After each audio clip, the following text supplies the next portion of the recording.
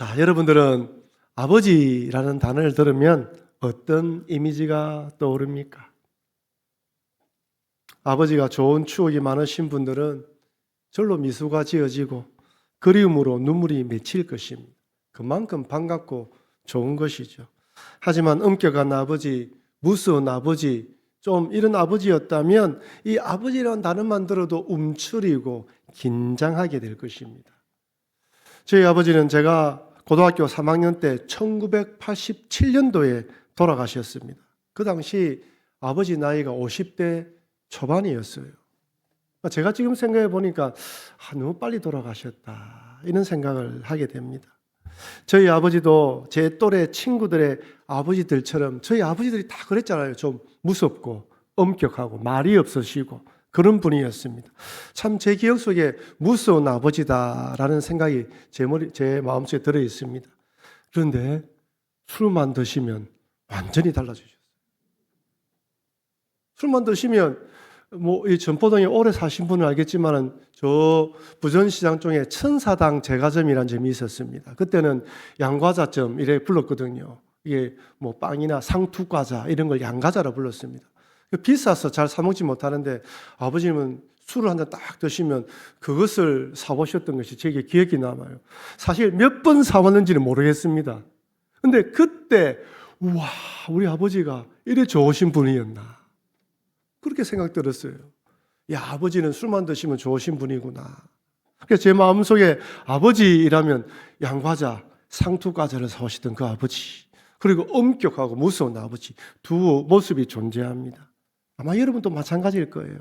한편으로 아버님 하면, 어머니 하면 좋은 모습과 또 무서운 부분이 다 동시에 있는 것이죠. 오늘날 우리도 삶에서 하나님의 두 모습을 경험합니다. 첫 번째는 엄격한 하나님 아버지입니다. 죄에 대해서 엄하시며 심판하시는 하나님이시죠. 하나님께서 한번 화를 내시면 감당할 자가 없습니다. 여러분, 소돔과 고모라를 한번 보십시오. 그 성에 하나님께서 심판하시기로 결정하시고 심판하시자 하늘에서 유황불이 내려서 완전 도시를 심판했습니다. 노아 홍수 심판은 어떻습니까? 창세기 6장의 노아는 홍수 심판은 하나님께서 홍수로 심판을 했는데 노아의 가족 외에는 구원받은 자가 없어요. 우리가 그냥 불과 유황으로 심판했다, 물로 심판했다니까 그런갑다 생각하지만 여러분 한번 보십시오. 지금 미얀마의 지진이라든지 산불 그리고 물난리 날 때 한번 생각해 보십시오. 얼마나 무서운지 몰라요. 여러분, 하나님 무섭습니다. 오늘 본문에서도 무척이나 화가 나신 하나님을 만나게 됩니다. 오늘 본문을 읽어보면 이렇게 화가 나신 하나님의 마음을 충분히 이해할 수 있어요. 어떻게 이스라엘 백성들이 출애굽시켜 주신 하나님을 잊고 금송아지를 만든단 말입니까? 여러분 한번 생각해 보세요. 이스라엘 백성들이 홍해에서 출애굽해서 시내산까지 도착합니다. 여기까지 시간이 얼마 걸렸을까요? 한 2개월에서 3개월 걸린 걸로 추정해요. 여러분 10가지 재앙과 홍해의 기적을 경험하고 그 다음에 불기둥과 구름기둥으로 만나밤에 주라기를 먹이면서 시내산에 도착했습니다. 2개월 만에 도착했어요. 그런데 이 백성들은 하나님을 잊어버리고 그리고 금송아지를 만들어요. 여러분 한번 제가 질문 드릴게요. 이렇게 시내산에 도착해서 하나님과 언약을 맺을 때 이스라엘 백성들이 어떤 마음으로 맺었을까요? 하기 싫은데 억지로 맺었을까요? 아니면 그렇게 도와주신 하나님을 바라보며 이 하나님이 진짜 나의 하나님이다라고 생각하며 자원하고 감사하는 마음으로 언약을 맺었을까요? 자원하고 감사하는 마음이었을 거예요. 이런 하나님이라면 평생을 맡겨도 될 것이다라고 생각했을 것입니다.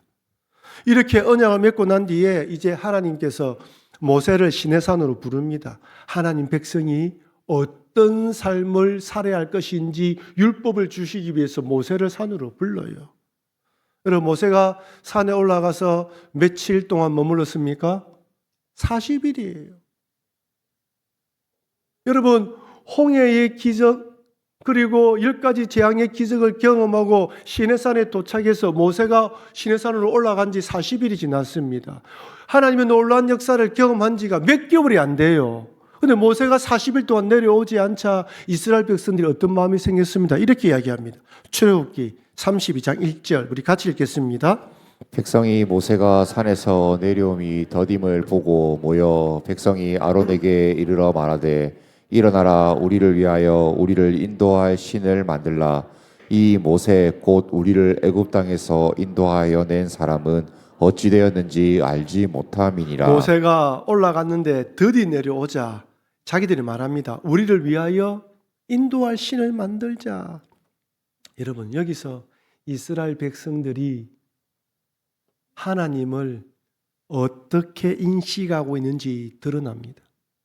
그동안 숨겨왔던 하나님에 대한 그들의 신앙이 폭로되는 순간입니다. 여러분 1절 잡으십시오. 우리라는 단어가 3번이나 반복합니다. 우리를 위하여 인도할 신을 만들라라고 해도 되는데 우리를 위하여 우리를 인도할 신을 만들라. 성경은 우리라는 단어를 2번이나 반복해서 강조합니다. 여러분 이스라엘 백성들에게 하나님은 누구를 위한 하나님이죠? 우리 자신들을 위한 하나님이에요. 이스라엘 백성들에게 하나님은 자신들을 위해 존재하는 하나님이다. 자기의 뜻대로 자기의 원함들을 들어주는 하나님이에요. 나를 구원하신 하나님께 영광과 존귀를 드리고 하나님을 예배하면서 하나님을 기다리고 하나님을 바라보는 것이 아니라 하나님은 나를 위해서 뭔가 해줘야 되는 하나님이라는 거예요. 40일 동안 역사를 드러내지 않고 40일 동안 숨어 계시는 듯한 보이며 40일 동안 아무것도 하지 않는 하나님, 이런 하나님은 필요 없다는 것입니다. 여러분 사람이요 40일을 견디지 못해요. 우리의 믿음이. 지금 이스라엘 백성들은 하나님을 마치 알라딘에 놓는 요정 지니처럼 생각합니다. 주인이 무엇을 도와드릴까요? 말하는 그런 식으로 여긴 것이죠. 그런데 모세가 시내산에 올라가서 40일 동안 소식이 없자 자기를 방치하고 자신들 위해서 아무 일도 하지 않는 하나님은 필요 없다는 것입니다. 여러분 이스라엘 백성들의 이런 신관이 어디서 유래되었습니까? 이것은 바로 애굽의 신관이며 세상의 신관입니다. 애굽 사람들은 자신들을 위해서 온갖 종류의 신들을 만들어냈습니다. 재밌는 것은요, 파리도 이도 신을 만들었어요. 우리가 생각하기에 좀 호랑이나 사자 같은 거, 곰 같은 거는 신을 만든다 하면 이해가 될 것 같아요. 왜? 뭔가 다르니까요. 근데 파리와 이는 왜 만들었을까요? 재앙을 옮겨오니까 재앙을 당하지 않도록 그걸 섬겼던 거예요. 이것은 이래서 신을 만들고 저것은 저렇게 해서 신을 만들었습니다. 얼마나 신이 많은지 몰라요. 송아지는 다 신의 상징입니다. 송아지 신을 잘 섬기면 자녀들이 복을 받는다는 것이죠. 애굽 사람들은 자신들의 안위를 위해 온갖 종류의 신들을 만들었습니다. 이 신을 섬기다가 안 되면 저 신을 만들고 신 하나 섬기다가 안 되면 2개 신을 섬기고 3개의 신을 섬기고 많으면 많을수록 좋은 거예요. 다익선입니다. 여러분 우리 인간의 마음이 우상 공장입니다. 일본에는 몇만의 신이 있다고요? 일본 800만 신이 있다고 하지요. 여러분 인도에는 신이 3억 3천만의 신이 있다고 합니다. 여러분 신은 계속 만들어집니다. 앞으로 제가 보니까요 AI 신도 만들어질 것 같아요. 이제는요 AI가 점을 볼 시대가 더 다가옵니다. 아마 지금도 점 보는 사람이 있을 거예요. 그 모든 걸 입력해 놓고 난 뒤에 생년월일 열어면 뭐 다 이야기할 겁니다. 더 믿을 사람들이 많을 거예요. 좋은 일만 일어난다면 뭐든지 섬기는 세상입니다. 그렇다면 여러분 우리는 이 지점에서 정말 진지하게 한번 자문해 봐야 됩니다. 나는 하나님을 어떤 하나님으로 섬기고 있는가?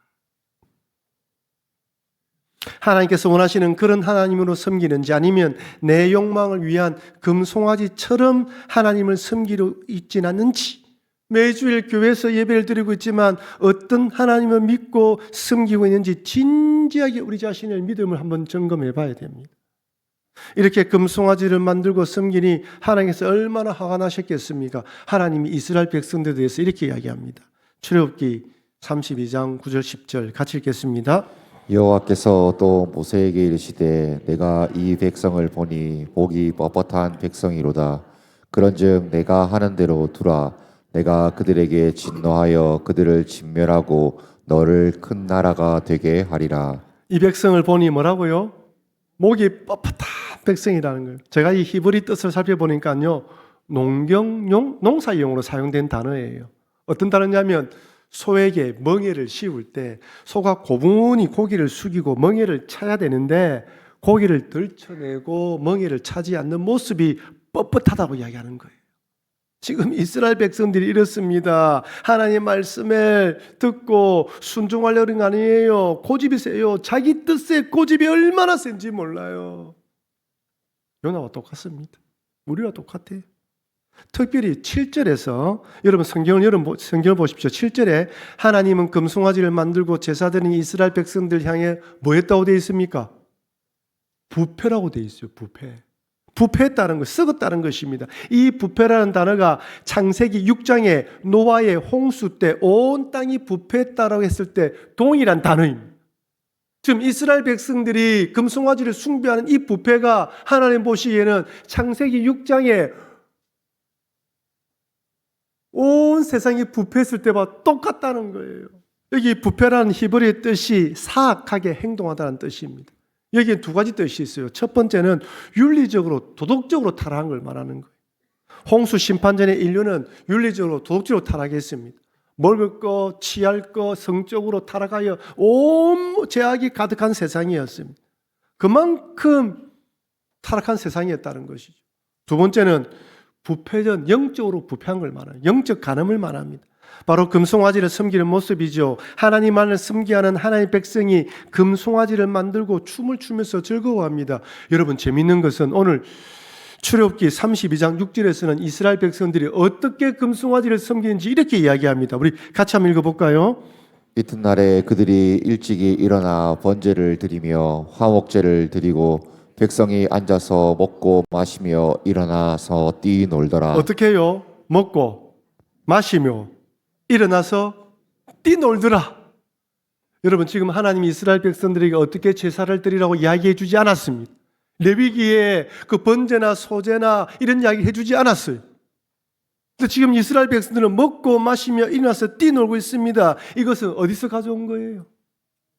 바로 애굽의 우상 숭배와 가나안의 제의적 춤과 성적 타락을 의미합니다.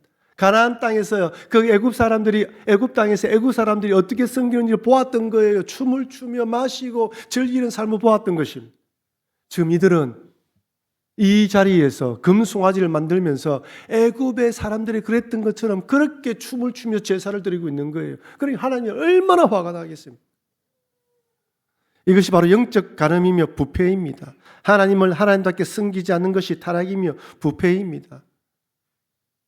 하나님은 영적으로 윤리도덕적으로 타락하면 진노하십니다. 무서운 하나님이에요. 하나님 이거 싫어하십니다. 첫 번째는 하나님 무서운 하나님입니다. 두 번째는 하나님은 자비로우시며 인자하십니다. 한번 따라할까요? 하나님은 자비로우시며 인자하십니다. 요나스에서 요나가 이렇게 고백합니다. 요나서 4장 2절 한번 읽어볼까요?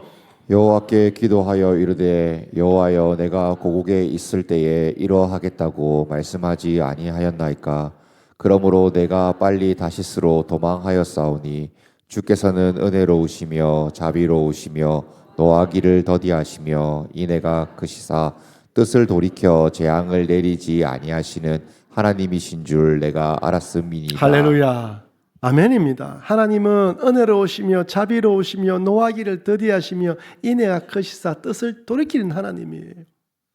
우리가 알고 있는 하나님 또 다른 모습이에요. 하나님 이런 모습입니다. 근데 흥미로운 점은 이런 자비로운 하나님에게 요나가 화를 내고 있어요. 요나는 하나님께서 니누웨를 심판해야 한다고 믿었습니다. 악독이 하늘에 상달된 니누웨에 공의의 하나님, 심판하신 하나님으로 나타나셔야 한다고 믿었던 것이죠. 그들에게 회개할 기회를 주면 안 된다고 생각했습니다. 그래서 니누웨에 가서 메시지를 전하라는 하나님의 말씀에 불순종하고 타시스로 도망쳤습니다. 여러분 지금 요나는 이런 자비로운 하나님의 화가 났어요. 그래서 하나님이 요나에게 뭐라 이야기합니까? 요나에게 이렇게 이야기합니다. 요나서 4장 11절 하물며 이 큰 성읍 니느웨에는 좌우를 분별하지 못하는 자가 12만여 명이요 가축도 많이 있나니 내가 어찌 아끼지 아니하겠느냐 하시니라. 좌우를 분별하지 못한 자가 12만여 명이다. 여러분 말이 12만여 명이죠. 얼마나 많은 숫자인지 몰라요. 여기 좌우를 분별하지 못한다는 히브리 뜻이 오른손과 왼손을 구분하지 못한다는 거예요. 지금 이들은 비록 죄를 짓고 있지만 자기들이 무슨 죄를 짓고 있는지도 모른다는 거예요. 하나님에 대한 복음을 듣지 않았기 때문에 죄가 무엇인지 모르고 왜 심판당하고 있고 이런 저주가 내린지도 모른다는 거예요. 영적으로 미성숙하고 도덕적 종교적 판단력이 부족하다는 것이죠. 그래서 하나님은 이들을 불쌍히 여기십니다. 이들을 진멸당하지 않고 멸망당하지 않도록 회개하고 돌이키길 원하셔서 기회를 제공해 주시는 거예요. 분명 하나님은 죄에 대해서 무서운 하나님이며 심판의 하나님입니다. 하나님은 이 죄를 심판하시지만 죄인들이 회개하고 돌이키길 원하십니다. 죄에 대해서는 진노하시지만 죄인들을 불쌍히 여기고 긍휼히 여깁니다. 우리가 잘 알고 있는 요한복음 3장 16절 우리 다 같이 한번 읽어볼까요? 요한복음 3장 16절입니다. 하나님이 세상을 이처럼 이처럼 사랑하사 독생자를 주셨으니 이는 그를 믿는 자마다 멸망하지 않고 영생을 얻게 하려 하심이라. 여러분 만약 하나님께서 우리에게 공의의 잣대만 됐다면 이 자리에 앉아있을 사람이 아무도 없어요. 우리 다 멸망받으려 할지 아닌데 그런데 예수님을 보내셔서 우리를 구원해 주셨습니다. 하나님은 죄는 싫어하시지만 죄인은 불쌍히 여기시는 거예요. 베드로서 3장 9절은 이렇게 말씀합니다. 주의 약속은 어떤 이들이 더디다고 생각하는 같이 더딘 것이 아니라 오직 주께서는 너희를 대하여 오래 참으사 아무도 멸망하지 아니하고 다 회개하기에 이르기를 원하시느니라. 할렐루야. 아멘입니다. 이것이 바로 죄인에 대한 주님의 마음이에요. 그렇다면 우리는 이런 하나님의 두 모습을 기억하며 이 세상에 대해서 죄를 지은 하나님 백성에 대해서 어떻게 중보 기도하며 이들을 위해 나아가야 될까요? 금송아지 사건으로 진노하신 하나님께 모세가 이렇게 중보 기도합니다. 출애굽기 32장 13절 주의 종 아브라함과 이삭과 이스라엘을 기억하소서. 주께서 그들을 위하여 주를 가리켜 맹세하여 이르시기를 내가 너희의 자손을 하늘의 별처럼 많게 하고 내가 허락한 이 온 땅을 너희 자손에게 주어 영원한 기업이 되게 하리라 하셨나이다. 여러분 지금 모세가 누구 이름을 거론하고 있어요? 아브라함, 이삭, 야곱, 이스라엘. 이들의 이름을 거론합니다. 하나님, 이들이 누구입니까? 이들은 바로 믿음의 조상들을 통하여 하나님이 인도하여 내온 하나님의 백성들입니다. 비록 죄를 지었고 우상 숭배를 하고 있지만 하나님이 만드신 백성들이지 않습니까? 라고 기도하고 있어요. 모세는 지금 언약의 하나님, 약속의 하나님을 바라보며 이들을 자비를 베풀어 달라고 기도하고 있어요. 여러분, 금송아지를 만든 이스라엘 백성들은 분명 하나님의 심판을 받아야 돼요. 하나님 화가 나셨어요. 우리 이 장면 읽으면서 아니 이렇게 화가 나신 하나님이 모세의 기도를 듣고 또 화를 푸시네요. 변덕쟁이가? 하나님 변덕쟁인 것 같아요. 그런데 모세가 어떻게 기도했기 때문에 이렇게 하나님 화를 푸셨습니까? 하나님의 마음에 흡족한 기도입니다. 하나님께서는 금송아지 같은 것을 만드는 행위를 싫어하십니다. 그리고 이런 일은 심판하는 것이 맞습니다.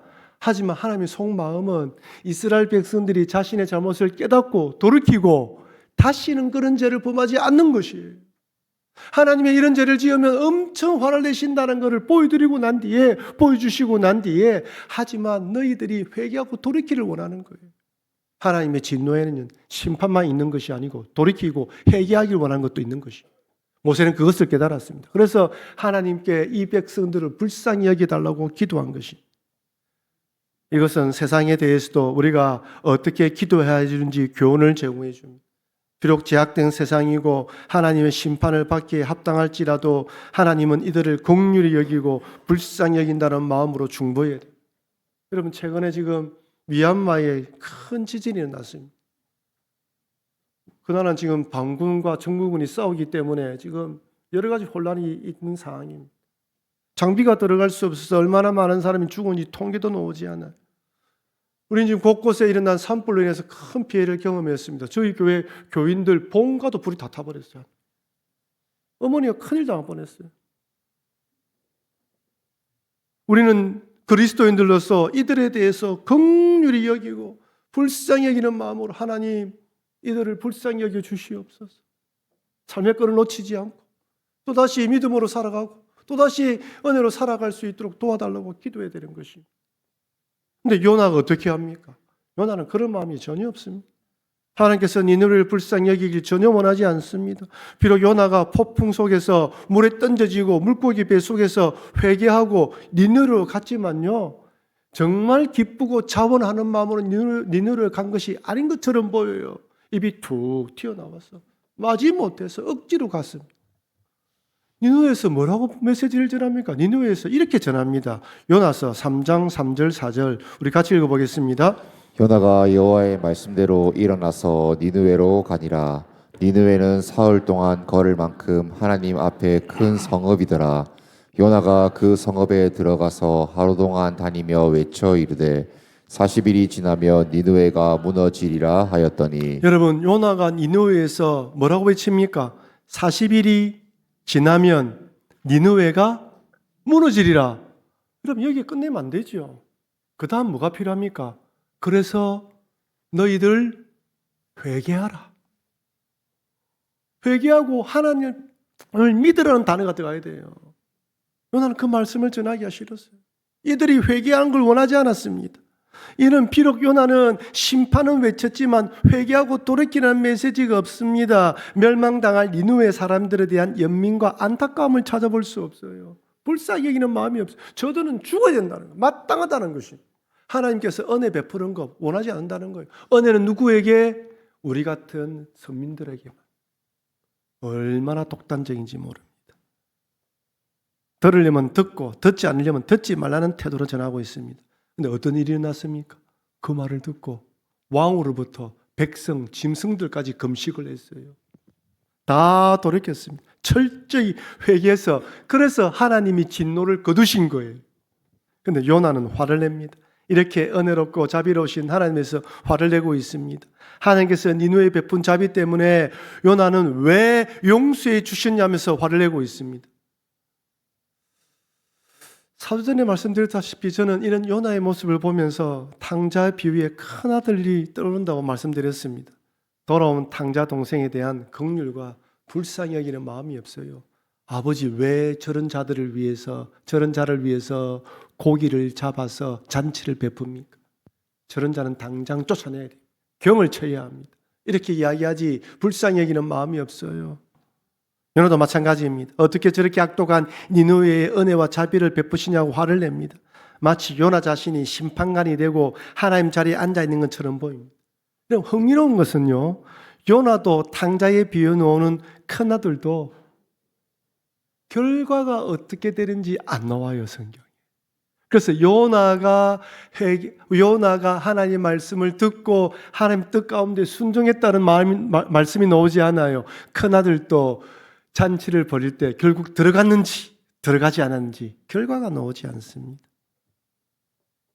그렇다면 여러분들은 큰아들이라면 요나라면 어떻게 했을 것 같습니까? 사랑하는 성도 여러분, 하나님은 죄에 대해서 엄하시고 심판하시는 무서운 하나님이십니다. 하지만 또한 인자하시고 자비로우며 은혜가 많으신 하나님이십니다. 죄를 지은 하나님의 백성이 돌이키고 회개하길 원하고 불의를 행하는 세상 사람들이 보험을 받아들이고 구원받길 원하십니다. 그런데 우리는 요나처럼 하나님 뜻보다 내 감정과 생각을 앞세우고 있지는 않습니까? 혹시 하나님께서 우리보다 더 크고 깊은 계획을 가지고 계심을 인정하지 못하고 내 기준으로 하나님을 판단하고 있지는 않습니까? 하나님은 우리가 요나처럼 자기 고집과 어려움에 사로잡혀 불순종하는 인생이 아니라 모세처럼 하나님의 마음을 알고 하나님의 뜻에 따라 중보하는 자로 살아가기를 원하십니다. 그러니 모세처럼 불쌍히 여기시고 긍휼히 여기는 마음으로 어려움을 당한 세상과 이웃을 위해 중보하시며 믿음으로 살아가시는 여러분과 제가 되길 주의 이름으로 축원합니다. 우리